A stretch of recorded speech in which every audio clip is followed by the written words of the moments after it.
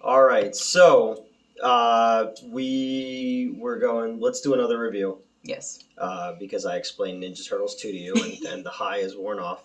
Okay. And it was still early. So we decided on something you've never seen before. Yes, which shocks people. Very shocking, and if you clicked on this video, you already know fucking what it is. What movie but yeah, it is. I'd never seen The Exorcist, which is nuts. I did watch the third one, but I fell asleep like 20 minutes in. Really? Yeah. I love the third one. You did say that, which is what prompted me to go, hey, that sounds familiar. Yeah, the third one is written and directed by William Peter Blatty, who wrote this movie, who wrote the book that this movie is based on. He has a background in stage plays, so part 3 feels like it was written by the stage writer, somebody who a novelist, someone who imbibes in their own, and he's directing it, so they could. It was called Legion. They made them add a. They made them add. Right. Yeah. No, I had like an air pocket in my throat. They made him add an exorcism scene to the end of the third one so they could tie him. So this one, this is often. I mean, everybody knows the fucking Exorcist. Yeah. Through, like you I said, knew of it through osmosis. You said, yeah, it's cultural osmosis. I knew the "Your mother sucks cocks in hell" line. I was waiting for that the entire movie, and it finally happened. I was like, wow, this is not as like. It wasn't as like.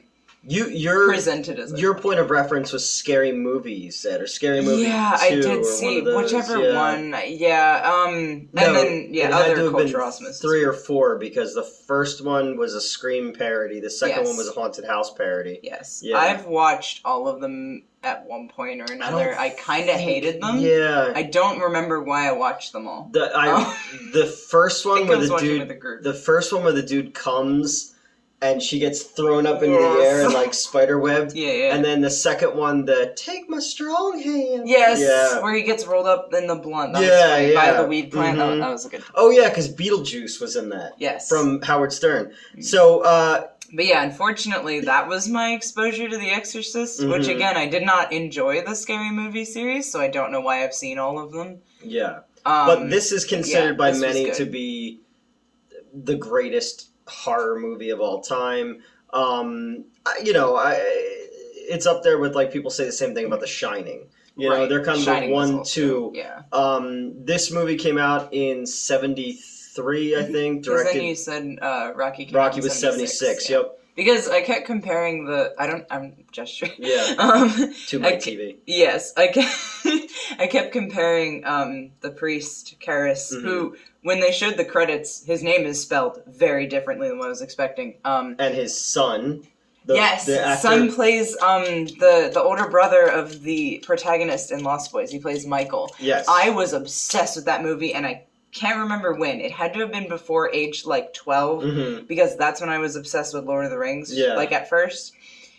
But I don't think I was any younger than 9, because I was still obsessed with Princess Bride and Inigo Montoya. I don't know, somewhere around there. Not The Exorcist, but the Lost Boys literally used to be on Joe Bob, every Friday night in high school. Yeah. So it was always on TNT, and it was just on constantly. That was also just what it was like in my house, because I'd play it all the time. Yeah. Die Hard. I watched Die Hard every day for a month. Movie is so good. I like Die Hard 3 the best, actually. That's valid. Die Hard 3 is good.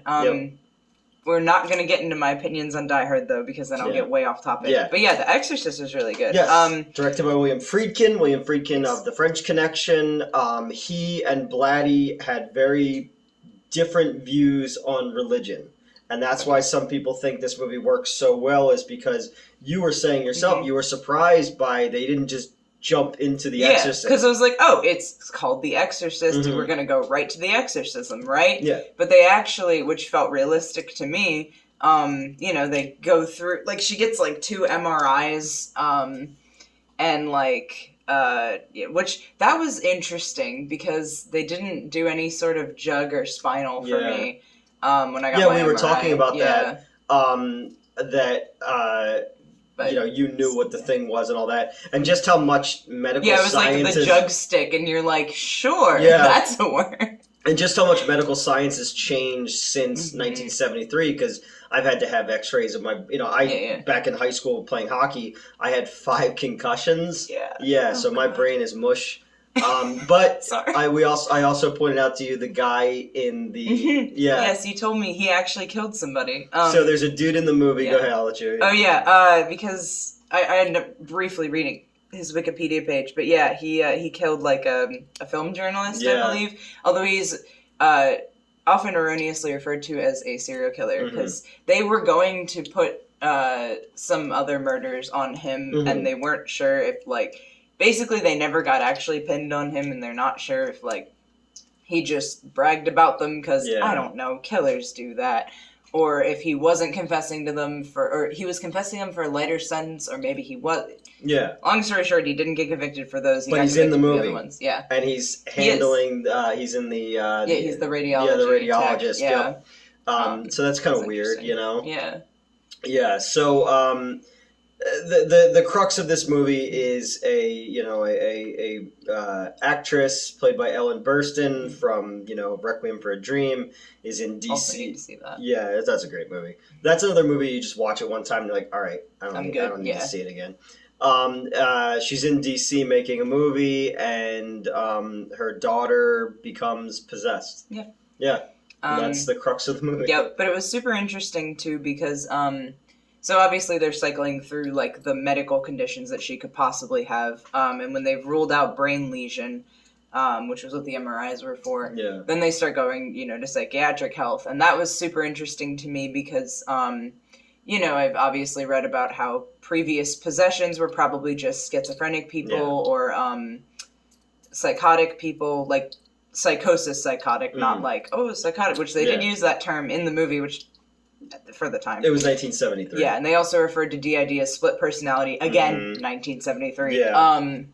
So, which is funny because right before they said that, I compared something that she did to when I switched to one of my alters. I guess you should tell people that you have. Yes, I have DID. Hi, I've been diagnosed since I was 18. I referenced it in another review, I think. Briefly. Yeah. But yes, I have DID. I can talk more about that on the Discord or in another review or whatever. But basically, actually, we could probably do a person with DID review split or whatever, though a million people have done that, I'm sure. Moon Knight. That's true, we were going to do Moon Knight, but I digress. So, sorry, now my brain's on guy who was in Moon Knight, played young Hannibal, and we already talked about that. Yeah.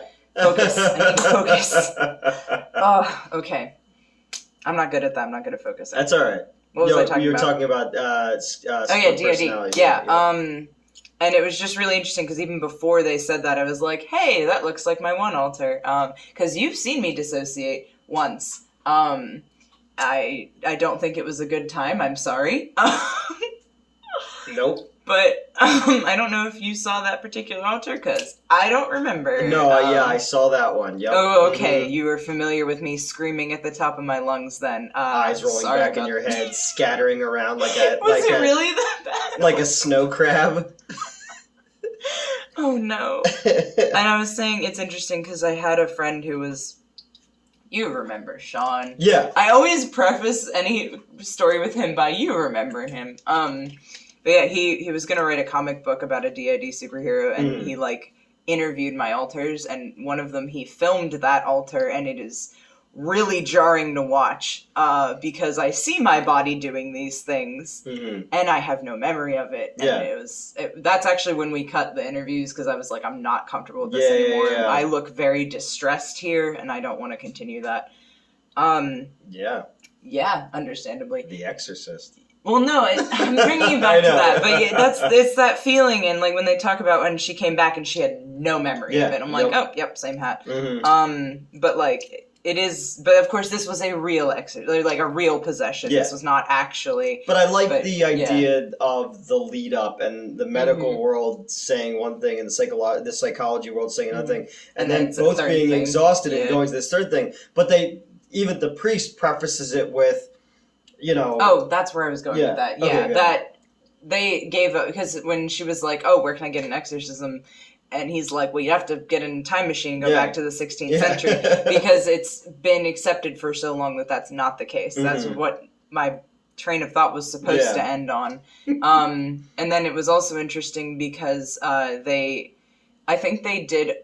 Or the like group of doctors at one point did try to address her as if she was, I believe, psychotic, and like basically said she isn't possessed because possessions aren't real, but she believes she's possessed. So if you do something that she believes will fix her, it will actually fix her. And I thought that was interesting because that logic is actually relatively sound in the psychiatric field, as far as I know. But again, not something you would expect from this movie because all you know, all most people know is the head spinning around and that your mother sucks cocks and the pea soup vomit. Yes, I had to tell you when that was coming up. Yes, which it wasn't as bad as I thought it was going to be. Thank God, because Scary Movie did it way worse. Yeah. Oh God, and I'm also very emetaphobic. So I got all sorts of stuff. I don't know. You got more problems than a math book. Oh wait, what was the thing though? It's like I don't know. I've never seen someone open a math book and not go "fuck me." So there's that. All right. Yeah, you're gonna stolen jokes from the internet. It's fine. Whoa! No, I do that. Oh no! It's fine. I'm sorry. So, as I said to you in the beginning, Max von Sydow plays Father Marin, but Max von Sydow, he wasn't actually he wasn't old. Yeah, and it hurt him getting jobs in other places because Dick Smith's makeup was so fantastic. They were like, "Oh, this old he's dude. An old man," and they're like, "He's like, no, he's like in his like 50s probably because he didn't die until a few years ago." Yeah. Because he's in The Force Awakens in the very beginning, Is that the one I checked and said he died in 2016? Or no, that was the guy from Dead or Alive. Yeah.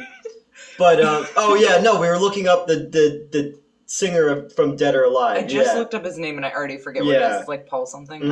You spin me right round. Yeah. Right round. We were talking about his plastic surgery for some reason. Yeah, because I asked you if it was if he was going like feminine, more masculine. And it turned out that it was a like middle ground. Yeah, it was just. Just kind of turned out unfortunate. Yeah, which makes me sad. But there used to be these commercials in like the early '90s of like Duracell people, and they were like made of like plastic, and they were like people, and he kind of had that look to him a little bit. But again, if it made him happy, let your fucking freak flag fly.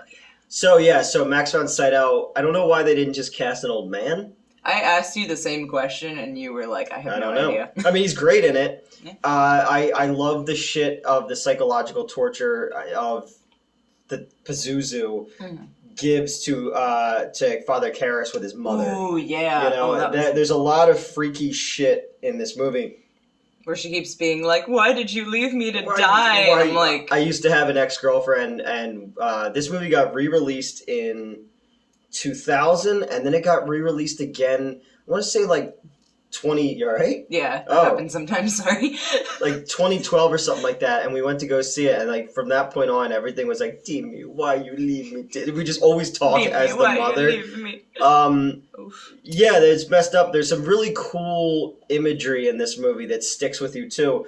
I always have the conversation with people about like scary movies. Like, what's a scary movie? Yeah, because that's the thing is like this did not startle me at any point. It did not give me a creeping sense of dread. You were sitting across though, and when there's the one part and the phone rang, and you jumped then in the movie, and I was just like, sucker. No, there's like, I don't remember being like scared by a movie ever, but I like a movie that lingers with you afterwards. And like this, Hereditary is another one like that. Invisible Man, the remake stuck with me to the point that I can't actually watch it anymore because I my thing with cameras, and then B, my unfortunate multiple abusive relationships, one of whom stalked me both before we dated, while we were dating, and after we broke up. And then kept following me on Instagram. Yeah, he still follows you, doesn't he? Yeah. And likes things periodically, and I was like, nope. No, please go away. Yeah. But yeah, so when I watched Invisible Man, and then I watched it again because I was like, well, the first time is when it's really gonna hit you, and then the next, 3 months, I locked all my doors, and when it was dark, I'd throw shit, I'd take my blankets and throw it. It would because the one time when she throws that fucked with me real bad. It's funny, I didn't get to see the completion of that movie until way after, because I went with the owner of the company I used to work for. They and I went to go see a movie after work, and it was that movie, and that was the night that COVID shut everything down. They stopped the movie, they came in, they gave her... Wow. Yeah, so that's kind of... So I had to wait until... I think it came on Amazon Prime last year, and I watched it, and I was like, oh, it was pretty good, But it was really good. But there's just not many movies that are scary and they linger with you. This one definitely has its moments. I was saying to you that we watched the director's cut, so they added the spider walk, and which I thought was not needed. That was a bit odd. A lot more of the stuff, the medical stuff, is actually not in the theatrical cut. It's just in the director's cut. So a lot more of the explanation of that stuff, is in the director's cut. So now anyone who just watched the theatrical cut, there's a lot of medical stuff in it. But I appreciate, because I didn't really think about it until we were watching it tonight, where I was just like, oh yeah, because you take this movie for granted. You kind of forget how much buildup there is, where you then get to the point where her fucking head spins around, and you can accept it more because we've now exhausted all of the other things. Our feet are firmly planted. Yes. In the reality of the movie itself. Yeah, so when you get to that point at the end, you're willing to take that flight of fancy with it, Right, because we've seen her, or we've had it alluded that she twisted someone else's head around and threw him out the window. Yeah. And then so you have that wow, that's the thing that's not medically explained. They drop enough things that aren't medically explained while simultaneously showing all the debunking medically of what could be going on with her. And then, so when you do eventually, get to, all right, fuck it, we're trying an exorcism, I'm like, okay, yeah, we should probably try an exorcism, they tried, everything, and we've seen so many other things, and it was also interesting, because the one priest, Karis, had to prove that it was an actual possession, and... and it was interesting because they had the thing where it's you have to, one of them is speaking in tongues, or languages she's never spoken before, and he hears her as speaking Latin, which is cool because then I translated his Latin. It was a very basic sentence, but whatever. And then then it's it was just backwards. So now you're is it possession? And then it's oh no, it is. Because they debunked that too, because he said that the holy water was just tap water. Oh yeah, that was the other thing. And that's him though going, I don't want to believe, because at this point Karis has lost his faith. Yes. And this is him holding himself back from taking this leap of faith, basically, in saying that there is a devil, a demon, because again, I like when he says, he's she doesn't just say that she's a demon, she says she's the devil. Yeah. Just like someone would say they're Napoleon Bonaparte, Although I thought we were watching it, if I was ever going to make a Napoleon porno movie, oh boy, it would be called Napoleon Blew My Bonaparte. Okay, I feel like you could do better. I've heard you do better. We'll workshop it.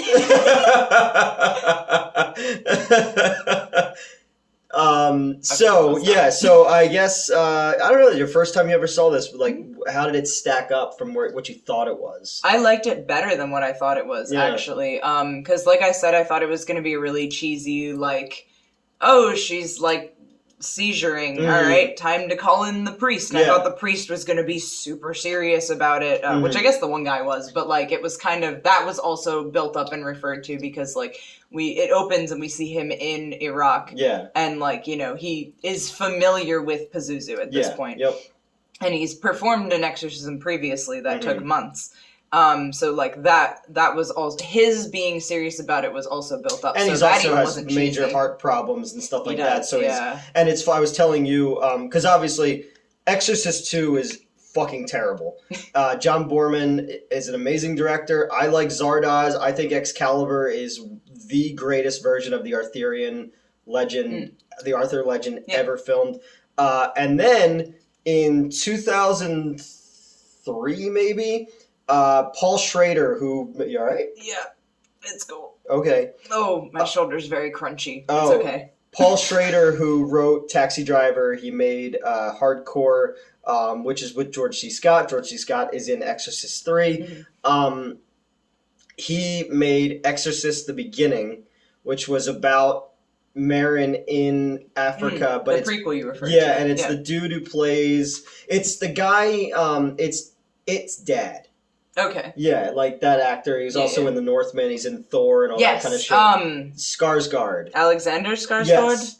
I'm sorry, I'm pronouncing it Swedish. Oh, I'm sorry. You have to put the little oople thing over it. The what? What do they call that? What do they call that? You're thinking of an umlaut, but that's different. Okay. That is an Ångström. Gesundheit. So he played him. And then the movie was so bad that the studio was like, oh, fuck, what do we do? So they brought in Rennie Harlin, who directed Die Hard 2, to make another version of it, which has the most hilarious CGI hyenas you'll ever see. Why are there hyenas? Well, it's in Africa. And they eat like a kid, and then a baby's... I thought it was in Iraq. No, the dig is in Iraq. The other one's in Africa.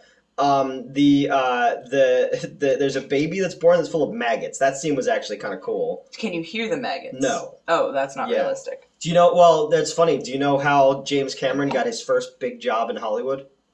So there's a movie called Galaxy of Terror. It's with Robert Englund, Sid Haig, Joni from Joni Loves Chachi.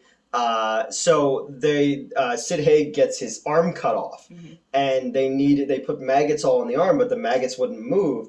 And the producers were like, what the fuck do we do? James Cameron's like, I know. He ran an electric current into the fake arm and zapped them, and it made the maggots move on camera. Aww. So they said, give that guy a job. So that's how he got to direct Piranha 2. By torturing maggots? Well, I mean, they're maggots. I don't know, it's man. It's fine. I don't know. I really like maggots. Okay. I'm sorry. Yeah. But yes, when I'm referring to, have you seen an actual maggot infestation? Mm-hmm. Okay, you know I'm talking about that. You know this. Yeah, it was used to be gross. I used to take the garbage out for my grandparents whenever I was over there, and they show up in garbage. Yeah, but they lived like out in like the woods, and on like a super hot day, and the sun's beating down on it, and it would just be like, you know, it was awful, you know. Oh. Yeah, so that's my maggot thing. Okay. And like the people like. Sorry. No. I knew somebody who got injured badly and didn't do anything about it and got maggots in their wound. Oh. Yeah. I mean, that tracks. They do, like, necrotic flesh. But I'm just like, wait, like, where did you get injured? The Civil War? Right? Well, because I've seen it in animals where they'll get But that's a little different because they can't be like, hey, I got stabbed. Or, well, not stabbed, like, you know, but I would hope the owner because you worked at the vet hospital and stuff like that. Yes, for many years. Yeah. So I don't know where we were going with that. We're just kind of all over the place. Maggots. Hold on. Backing up from maggots. Brain's going somewhere else. Come on. The Exorcist prequel. Oh, yeah, The Exorcist. There you go. So, but that movie ends like Evil Dead 2, basically. Where, like, the girls, you think it's going to be the little African kid, but it turns out that it's the white girl who's possessed. And, like, the exorcism scene is kind of hilarious because she just keeps popping up and with, like demon makeup on, and he, like, keeps, like... Oh, I cannot touch the table. Yeah. Not again. But no, so that's the Exorcist prequels, and 3 is great. But what I was saying, to bring it back to Lord of the Rings. Yes, please. So... Father Karras dies in this one. Yes. On purpose. Breaks his neck, gets the demon to come into him, which I thought was kind of... see, here's the thing about this movie. So, my dad's family is super religious. Like, super Christian, like, ridiculous. Like, or Catholic, I don't know what they are. Yeah. But, like, my aunt would make, like, a Happy Birthday Jesus cake on Christmas and shit like that. And I'd be like, oh, okay. So... So I referenced my own communion, and then you were like, oh, I don't know if I had one. I didn't have one, I can't remember if that's a girls only thing. No, it's a I don't.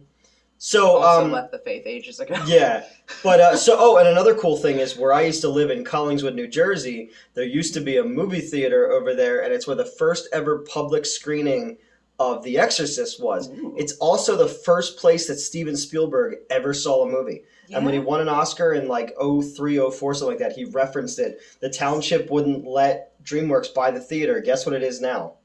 A shopping mall. Planet Hollywood. Or Planet Fitness. Planet Hollywood. Of course, the Planet Hollywood. I was like, Hollywood. Still relevant to movies. Okay. Yeah, so I just, so that's my little connection to The Exorcist. But cool. I was saying, my aunts went to go see this movie when it came out, and my grandmother found out they were there and made them stop the movie on an opening night and embarrassed my aunts to come out because everyone anybody who I talked to who was alive at this time, couldn't sleep. The movie fucked them up. I guess, and if you could watch, you could probably go online and watch reaction videos to people would come out of the theater crying and have to lay on the floor and stuff like that. And then the church was there's evil imprinted, and I'm like, no, this is a very pro-religion movie. This is a very pro-God movie. Yeah, and it's just and it's not even the idea of the blasphemer or whatever, but isn't that supposed to prove how good your God is? Yeah, that you can overcome blasphemers. Exactly. So I was just I didn't understand, but again, it's all about the spin that they gave it. It's whatever. I mean, people think I'm hailing Satan when I do the fucking metal ones, so... Oh, I did it the other day to somebody. They asked where the theater or something was in, and I went like that, and I was like, oh shit. Yeah.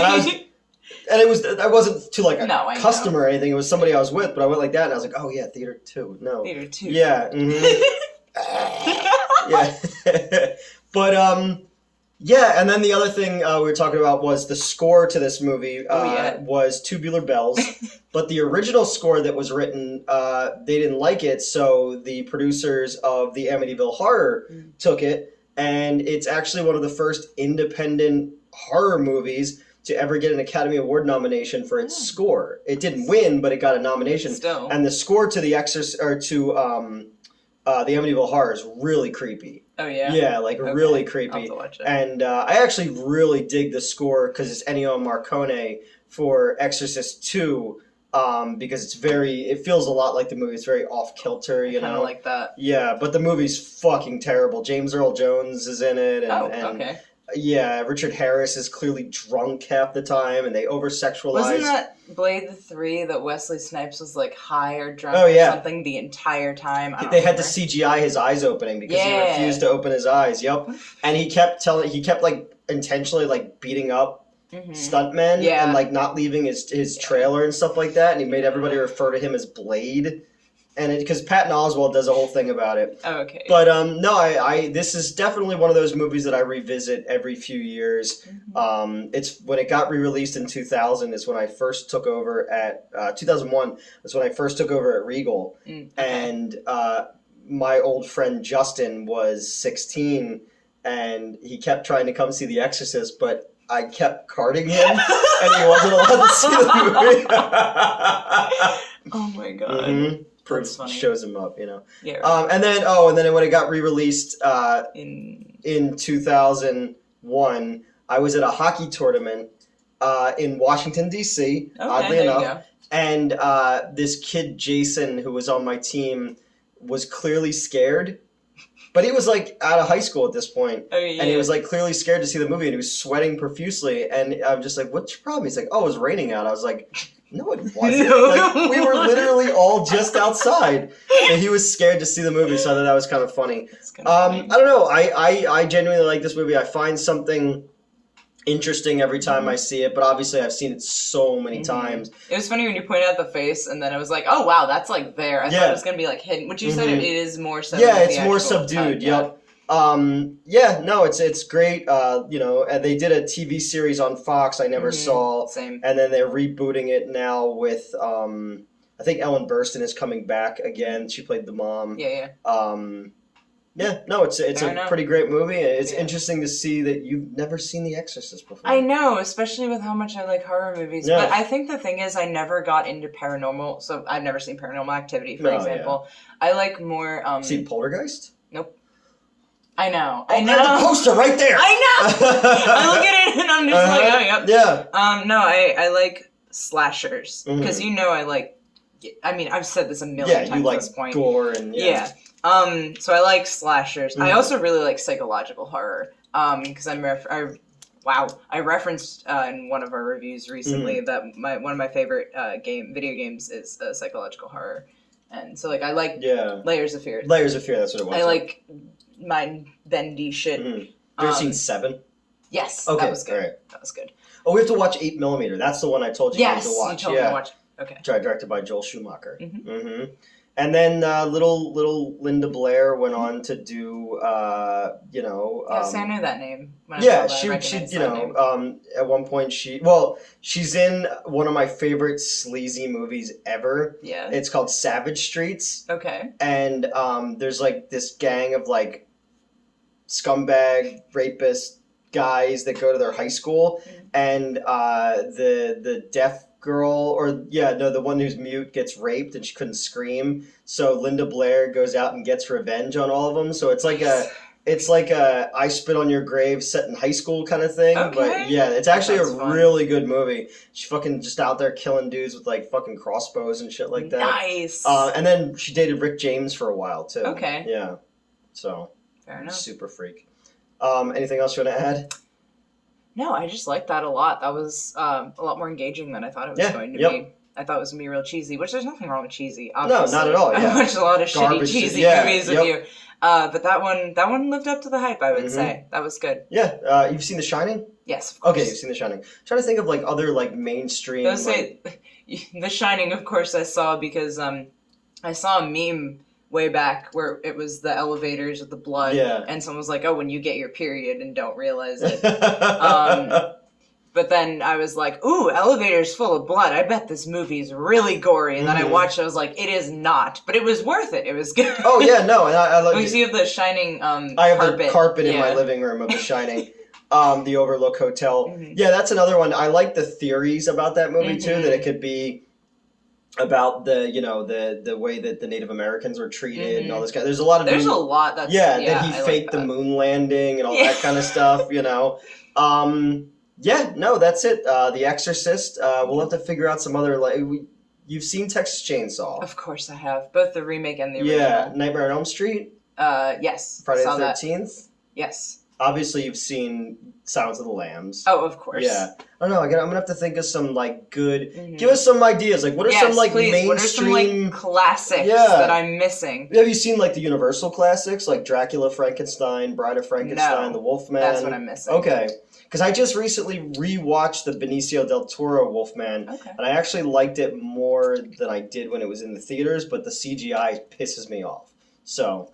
All right, give us some ideas, some other ones, because I want to start doing movies I've never seen before. Ooh, okay. So I was thinking about... I'm sad you've seen Strangeland then, because I could have... Oh, that's right, because, Captain Howdy is what the as soon as they said Captain Howdy, I was like, Strangeland? And he's like, what? Yeah, you know that movie? I'm like, of course I know that movie. I saw that in the theater.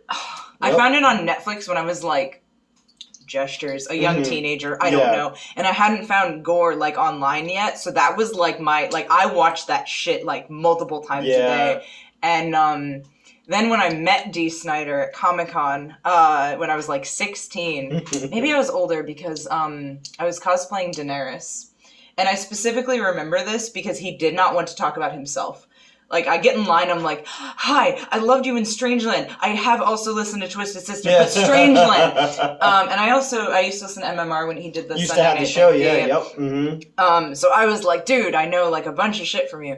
And he was like, yeah, but you're Daenerys, so Team Targaryen, right? And I'm like, what? Yeah, obviously, but okay, you, Strangeland. He's like, yeah, man, I really think that, and he went off about his theories on Game of Thrones. That was all he wanted to talk about, which, fair. I've never seen Game of Thrones. I've never seen I have seen all of it except the last 2 or 3 episodes, and apparently I'm not missing anything. Oh, okay. But I wanted to bring it back to Lord of the Rings before we close. So, Brad Dourif plays obviously Wormtongue. Yeah. But he also plays the serial killer in Exorcist 3 that is using Father Karras' body. Oh, shit. Okay. So, because it's Legion, and Legion is We Are Many. But, like, you want to talk about a fucking... I just rewatched Two Towers for the first time in probably 20 years. It's my favorite of the three. I fucking forgot that Brad Dourif is putting on a fucking masterclass in that movie. Yeah. He is acting circles around everyone. Oh, yeah. I'm rewatching it the other night, and I'm like... What? The scene where he's standing with Eowyn in her bedroom. Yeah, My God. But I mean, he's... So good. So good. He's giving a stage performance in a blockbuster fantasy film. Like, I literally was taken aback by it, because he's Chucky. We all know him, he's Chucky. He is? Yeah. I've never seen the Chucky movies. I don't like dolls. Oh, okay. He's Billy in One Flew Over the Cuckoo's Nest as well. I haven't seen that either. Suicide. So all right. Maybe. Wait, maybe I did. Jack Nicholson and... Well, I'm familiar with the concept. Now I'm not sure what, like I said, what I got through cultural osmosis and what I've actually, if I've seen it at all. Yeah, he's the one who has the overbearing mother, and he sleeps with a woman, and he thinks that she's going to find out, so he kills himself in the No, I didn't see that. Okay. He's a great actor. Fantastic actor. Everything he's in. But just watching... seeing him as Wormtongue is... Yeah. But I mean, even just like the way they did like his skin... Yeah, he looks fragile and also wet. Yes, exactly. But I was like, I guess I just forgot. Like, first off, it's cool that fucking... Peter Jackson was just like, oh, yeah, I'm gonna fucking use Chucky. Yeah. You can't tell me no, you know? But yeah, so he's in Exorcist 3 as well. He is so good in Exorcist 3. He's giving these fucking monologues that are just, like, again, you tell that Blatty wrote these pieces of meat for these actors. Because even George C. Scott, he tells a story about, like, you know, fucking the carp that's swinging up and down in his bathtub because it's the dinner on Sunday, but it has to be prepared for like a week, so it has to take over their bathtub, so he doesn't come home at certain times because he's tired. Like, it keeps him up at night because he hears it swimming, you know? Wow. And then Exorcist 3 also has this weird dream scene where Fabio, the male model, Patrick Ewing, the basketball player, Samuel L. Jackson, they're like all in a train station in heaven. It's really bizarre, yeah. But yeah, so Brad Dourif is fucking amazing, and I just thought I needed a minute to just tell. Yes, thank you. Because again, I think I've seen Two Towers the least. That baffles me. Yeah, because that's the one I've seen the most. It was, well, at the time, there was a bunch of shit that came out all around. Oh, that's true. The same time, and we had to make room because we didn't have that many screens. So it started on 2 screens, went to 1, and then got moved. But, like, because it didn't... The first one and the third one did great. Oh, yeah, but I know the second one didn't do so well. And it's because... I think it's partially because, you know, if you had not seen the first one, you don't care about the second one. But by the time the third one came out, it's like, oh, there's enough hype. You've probably seen the first and second ones. And it was just a cultural... By the third one, it was a cultural phenomenon. It was huge. Because even when the first one was coming out, I remember when we put the first poster up, which is the shadowy one of Frodo with his hands out. Yeah, because someone photoshopped a bird in there. It was fun. And it just had the 3 release dates on it. I think I still have that poster, actually. And I know I still... I will cry if I get to hold it. I'll find it. I don't have to keep it, but if I just hold it... I have the massive banner from the first one with the 2 statues, too. Yeah. I'm fine. You're fine. But yeah, so it's definitely the one I saw the least amount of times. But when the first one came out, there wasn't as much hype. Like, it wasn't... Because you had, obviously, the book, but that was released, in like and the animated movie. And then I was going to say, then you had the animated movie. I don't know when that came out. That I actually haven't seen, shockingly. That was... Okay. I want to say it was Ralph Bashki, but I'm probably wrong on that. Do not know. And at one point, the Beatles... were trying to option the rights to make their own version. Leonard Nimoy also did a song about Bilbo. The Ballad of Bilbo Baggins, I watched that after watching Star Trek, and I was like, yo! And it was funny, I remember when the Lord of the Rings movies were coming out, talking to people, and I'm like, well, yeah, it's like, they're referenced in every fucking Led Zeppelin song. Yeah. And some guy in the store was like, yeah, but those movies just came out. And I'm like, homie, those books. That book was written like mid-World War II. Get out. And I was reading an article. I was reading the X-ray thing on Amazon. Oh yeah. And in the third movie, when I probably know this already. When the third one is Christopher Lee is stabbed in the back. Oh yes. And Peter Jackson's telling him how to act. And he's like, I know what it sounds like when someone gets stabbed, and that's why he did like that sort of quieter gasp instead of this dramatic. And Peter Jackson was like, oh, he killed someone. Yeah. He was the only one who knew Tolkien as well. Yes. Yep. Oh, now I'm overflowing. That's all right. We'll save it. We'll do a Lord of the Rings. No, there was something. Oh, so you know how I keep calling it a book when you call it books? Yeah. So technically, it is written as one novel. Yeah. Broken down into 3 volumes with 2 books each for 6 books. So technically it is books, but it's like, you know, Fellowship of the Ring. So the reason that it was released in 3 volumes is because publishers didn't think that anyone would sit through that, like, 1,000 page plus, you know. So it is technically a book. Yeah. And then, so you don't have to modify your language. Bilbo wrote the first one. Yes, and then Frodo wrote the second one, and Sam finished it. You have activated me. Well, it was funny because I remember when I saw the third one in the theater, you met Christy, who did the makeup stuff. It was my ex-girlfriend at the time. She did the green zombie for me? Yeah. She was super, I mean, probably still is, was super obsessed with Lord of the Rings. I bought her the Even Star. Yeah, that Arwen wears. And stuff like that. But I showed up with the sword. Oh, yes. I forgot. I did Lord of the Rings trivia, almost single-handedly against 16 other teams. I actually answered all the questions except for my ex was with me. He answered one of them, which, you know. Actually, there were 18 teams when I showed up. 2 of them left when I walked in because I was dressed like an elf. Yeah. I had like a silver cloak on, like floor length, so you've seen that thing. Yeah. And like I was all out, right? And I fucking won a replica of Glamdring. It's live. And Gandalf's sword, for those who are not aware. Wow, that sounded really pretentious. Way to talk down to people. I'm sorry. You weren't even born yet when those movies came out. Yeah, I was when the movies came out. I was like 5. Or no, hold on. 2001. Yeah. I would have been 4. And then 2002. Yeah. Came out in December, so I was back for holiday break when that movie came out from college. Yeah. And then the second one came out, I was working at Regal. The third one came out, I was working at Regal. But I saw the third one at like the day where they showed all 3 extended cuts. And that's my ex and I went with her friend. I told a story about him on the other show, and we sat in the middle. And you know how often I have to get up to pee when we go see movies? Yeah. And I was just like, oh my God. And I come back it's and 12 hours. Yeah, it was a lot. But I've done that at the end of the movie, I remember the guy that was with us was like, wait a minute. So they're saying that Tolkien had nothing to do with it? And I'm like, what? Because Frodo and Sam, I was like, in the narrative, yes. He couldn't wrap his mind around that. Tolkien, so technically we're in the 7th age of Middle-earth, which is, you know, we also are technically in the area that it was known as Numenor. We are in the Undying Lands, technically, which when I was 12, I was like, oh, I'm descended from an elf. I got too into Lord of the Rings. But yes, so technically we're in the 7th age of Middle-earth, and that is why you have Frodo having written it. It was not technically written in the 40s. It was written 4 ages ago. Yes. So, but it was just funny to have to like try to explain that to him. This to this dude who was like, Star Wars, or this ripped off a lot of stuff from Star Wars, and I'm like, what?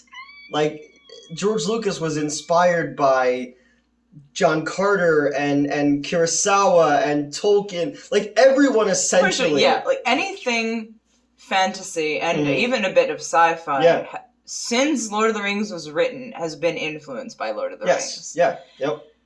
And that hurt. That sentence hurt me. I was there, man. I was boots on the fucking ground, you know. But even before that, I remember reading them my pronouns. The Lord of the Rings pronouns. I remember reading them in middle school and liking them, but not grasping it. That's fair. So seeing the animated movie and stuff like that, and then seeing the theatrical movie, it was a lot of like, oh no, I remember that, and wait, this doesn't fit here. Like trying to go back and, you know. Haldir wasn't supposed to fucking die. Yeah. It's fine. Yeah. That's just my big... spoilers for Lord of the Rings? I know, for a movie that's how old is almost this? Like 30 years old, yeah. But no, no. 2001, so it's 20 years ago. Yeah, I was going to say, hold on. So, anything else you want to add? No, stop me about Lord of the Rings, or I will keep going. All right. But about The Exorcist, no, I think I've said everything. I liked it. It was a lot better than I thought it was going to be, basically. Well, there you go. So we had half Exorcist review, half Lord of the Rings review. That's your fault. I know. Because I said I was going to find a way to bring this back to Lord of the Rings so that I could wind you up and then let you fucking go like a Beyblade.